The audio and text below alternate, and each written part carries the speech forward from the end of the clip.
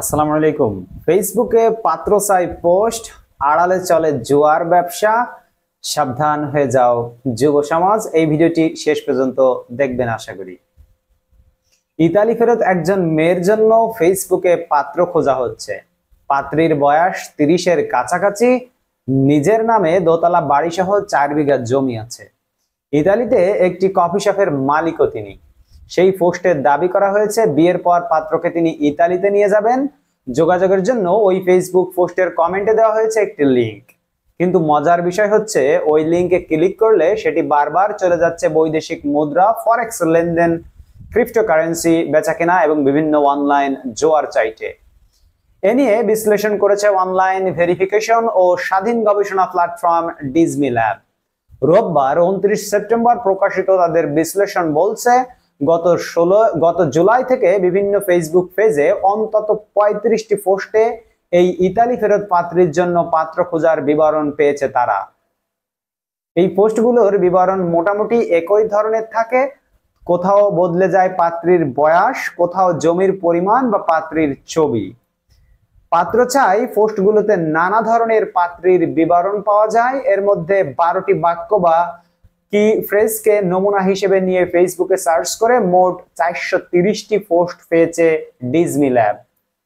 Online verification সংস্থাটি বলছে, গবেষণার নমুনা হিসেবে গৃহীত 430টি পোস্টের মধ্যে 92% 397টি পোস্টই ব্যবহারকারীকে জুয়া বা বিদেশি মুদ্রা লেনদেন সাইটে নিয়ে গেছে। এই প্রচারণার সঙ্গে একাধিক নেটওয়ার্ক বা চক্রে বিভক্ত 100-এর বেশি ফেসবুক পেজ, প্রোফাইল ও গ্রুপের সম্পৃক্ততা পাওয়া গেছে। অ্যাফিলিয়েট গ্যাম্বলিং প্রচারণায় মূলত একটি প্রলুব্ধকর লিঙ্কের সাহায্যে গ্রাহকদের অনলাইনে জোয়ার সাইটে নিয়ে আসা হয়।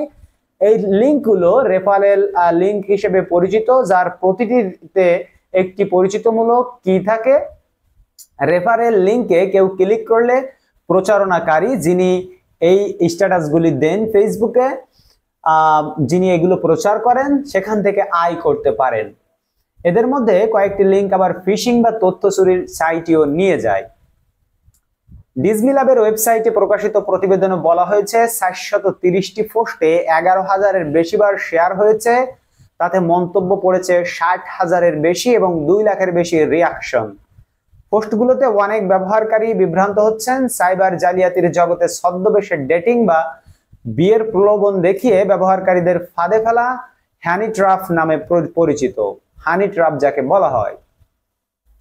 বাংলাদেশ ব্যাংকের নীতি অনুযায়ী এ ধরনের প্রচারণা সমস্যাজনক। ব্যাংকের নীতিমালার স্পষ্টভাবে বলা হয়েছে, অনলাইনে জুয়া এবং ফরেক্স ও ক্রিপ্টোকারেন্সিতে বিনিয়োগ অবৈধ বাংলাদেশে। এছাড়া এ ধরনের প্রচারণা মেটাও সমর্থন করে না। মেটা বলছে এ ধরনের প্রচারণা স্প্যাম বা প্রতারণামূলক। মেটা মানে ফেসবুক কর্তৃপক্ষ বলছে, ও ক্লোকিং লিঙ্কে মূল গন্তব্য গোপন করা নীতিমালার পরিপন্থী। মিডিয়া গবেষণা প্ল্যাটফর্ম ডিজমি ল্যাব জানিয়েছে, তাদের গবেষণায় বেশ কিছু অ্যাকাউন্ট ও পেজ থেকে এমনভাবে প্রচারণা চালানোর নজির পাওয়া গেছে, যারা একটি নেটওয়ার্কের মতো কাজ করে। তারা আর্থিক লাভের আশায় ব্যবহারকারীদের বিভ্রান্ত করার চেষ্টা করে। তাদের এই প্রচারণায় প্রায় বিশ্বাসযোগ্য গল্প ফাঁদা হয় এবং শর্ট সংক্ষিপ্ত লিঙ্ক ব্যবহার করা হয়, যাতে ফেসবুকের নিয়ন্ত্রণ ব্যবস্থাকে পাশ কাটানো যায়। বন্ধুরা, অনেকেই বলে যে আমরা অনলাইন থেকে টাকা ইনকাম করি, সামান্য কিছু কাজ করি, অনলাইন থেকে টাকা ইনকাম করি। অনলাইন থেকে টাকা ইনকাম করা খুবই সহজ। যারা বলবে এইগুলো বুঝে নেবেন, তারা এই ধরনের অপকর্ম, অপরাধমূলক কাজের সাথে যুক্ত। ডিজমি ল্যাবের গবেষণায় আরো জানা গেছে, পাত্র চাওয়া পোস্টগুলোতে ব্যবহৃত একই লিঙ্কগুলো এক এক সাইটে নিয়ে যায়।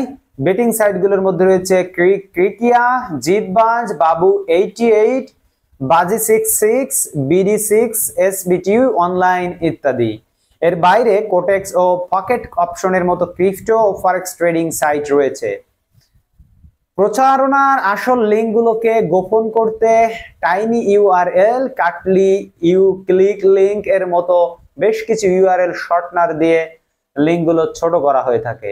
এসব সাইটের মূল লক্ষ্য হচ্ছে ভিজিটরের ক্লিক বা ট্রাফিকের মাধ্যমে আয় করা। এই ধরনের ওয়েবসাইটগুলো সাধারণত বিভিন্ন বিজ্ঞাপন নেটওয়ার্কের অংশ হিসেবে কাজ করে এবং ব্যবহারকারীদের রিডাইরেক্ট করিয়ে বিভিন্ন পপ আপ বিজ্ঞাপনের মাধ্যমে ভিন্ন ভিন্ন সাইটে জুয়া অথবা ট্রেডিং প্ল্যাটফর্মে নিয়ে যায়। ডিজমিলাবের অনুসন্ধানে বিভিন্ন ডোমেইনের মোট 19টি বিভিন্ন রেফারেল কি নাম্বার লিংকের শেষে পরিচিতমূলক পাওয়া গেছে এবং 54টি পেজ ও প্রোফাইলে ঘুরে ফিরে বারবার এসব ডোমেইন ও কি নাম্বার ব্যবহৃত হয়েছে। এ বিষয়ে আন্তর্জাতিক সংস্থা এনগেজ মিডিয়া ডিজিটাল নিরাপত্তা বিশেষজ্ঞ আশরাফুল হক বলেন, এই রেফারেল কি নাম্বারগুলোতে মূলত অ্যাফিলিয়েট গ্যাম্বলিং বা জুয়ায় জড়িতদের পরিচয় বহন করে। গবেষণায় অন্তত 4টি চক্র বা নেটওয়ার্ক দেখা গেছে যারা প্রতিদিন একই পোস্ট ও একই লিংক শেয়ার করে থাকে, যেমন MN media, creative minds, Munmun Ajaira people, Rina Akter, golden view, Sneha Paul. Golden view পেজগুলো প্রতিদিন খুব কাছাকাছি সময় পাত্রসায় প্রচারণার পোস্টগুলো করে থাকে। উদাহরণস্বরূপ 15ই সেপ্টেম্বর দুপুর 1:01টায় ফেসবুকে একটা পাত্রসায় পোস্ট দেওয়া হয়, সেখানে 25 বছর বয়সী একজন স্কুল শিক্ষককে পাত্র হিসেবে চাওয়া হয়। সেই পোস্টটি অল্প সময়ের মধ্যে 8টি ভিন্ন পেজে শেয়ার করা হয়। ফেসবুক পেজগুলো ধারাবাহিকভাবে এই পোস্টিং প্যাটার্ন ফলো করে থাকে বলে জানায় ডিজমিলাব। আর সোশ্যাল মিডিয়া, ফেসবুকের কথা আর কি বলবো, ফেসবুক হচ্ছে একটা গার্বেজ সোশ্যাল মিডিয়া মাধ্যম। যদিও বা আমি এখানে কাজ করে থাকি, সবাই এটা ব্যবহার করে, কারণ ব্যবহার না করে আসলে উপায় নাই, যেহেতু বাংলাদেশ ফেসবুক নির্ভর।